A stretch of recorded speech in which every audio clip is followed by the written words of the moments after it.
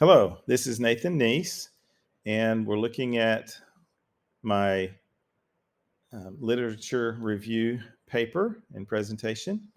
My question was, will high school physics students taught using a project-based learning curriculum have higher test scores than high school students taught using traditional methods? The next slide shows my abstract, which summarizes my paper. The purpose was the same as my title question. Will high school physics students taught using a project-based learning curriculum have higher test scores than high school physics students taught using traditional methods? And the purpose or the reasoning behind this is that I have taught high school physics for 36 years.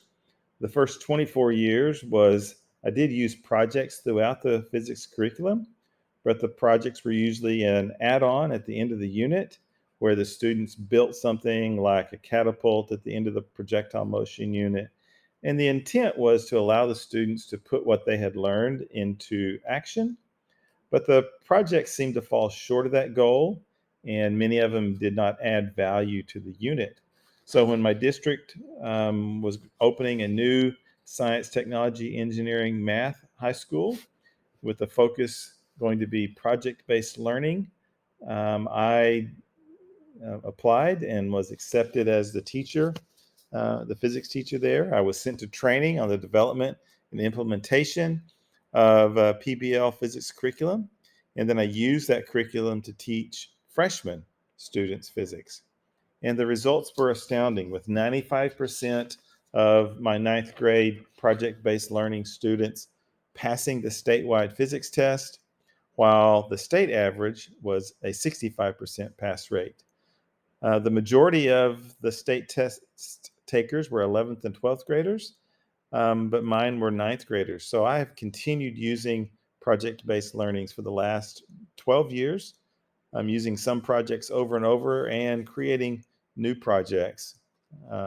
My experience is an anecdotal one, not a true research study.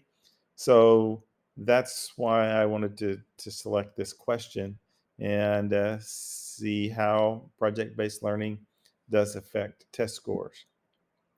So here's my method for my search strategy. And the majority of my searches did include physics and project-based learning.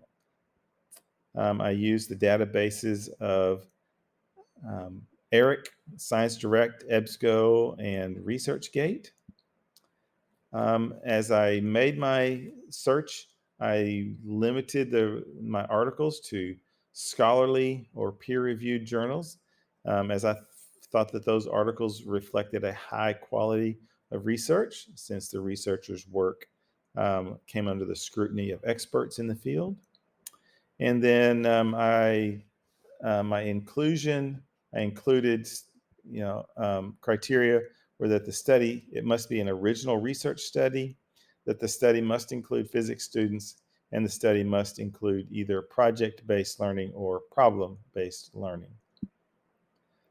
The results shown here in some of the different studies did show that the PBL students felt a high level engagement in the physics content. They perceived it as a very positive experience. And, this study shows that the students' creativity and other life skills under PBL had increased positively. The next article shows that there was a larger percentage of students scoring in the 80 to 100% range that used the PBL approach as compared to the traditional lecture method. And the students also felt that they had a deep understanding. The next one does show also the final test scores were higher with the experimental or PBL group than compared to the control group. And also the next one also showed a significant difference in higher test scores with students using the PBL method. So I was pleased to find studies that reinforced and confirmed my anecdotal accounts of student success. And so I think that the use of PBL curriculum would very much is useful in engaging student learning and in learning the content to a higher level or deeper level. And so I know that the research that I found was limited due to the small sample size and the short amount of time over which the studies were conducted, but I didn't feel that negated the validity of those studies. And so it did bring me to some new questions that could be studied in the future. What labs, lectures, and stimulations can a teacher use to scaffold into a project-based lesson? What specific collaboration or communication skills could be taught and assessed through project-based learning? And how will a teacher scaffold 21st century skills into a project-based lesson? Thank you.